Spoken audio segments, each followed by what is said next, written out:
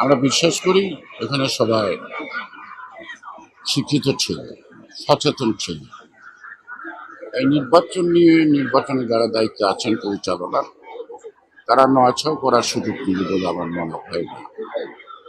তারপরে এই সচেতন ছাত্র গোষ্ঠী তাদের প্রতিনিধি নির্বাচনে যারা তারা যে ফলাফল দেয় সেটাকে আমরা স্বাগত জানাই।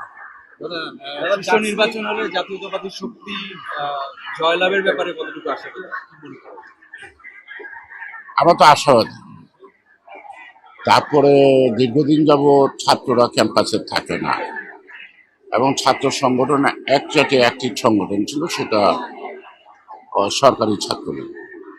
আর বাকি সংগঠনগুলির বিকাশ ঘটানোর ক্ষেত্রে তাদের ন্যূনতম সুযোগ ছিল না। এই স্বল্প সময়ের মধ্যে ক্যাম্পাসে এখনো স্বাভাবিকভাবে সকল ছাত্রছাত্রী ফিরে আসে না। তারপর আমি জানি আমাদের দেশের ছাত্র সমাজ অত্যন্ত সচেতন। তারা নিশ্চয়ই তাদের বুদ্ধিমত্তা দিয়ে তারা তাদের সিদ্ধান্ত নেয়।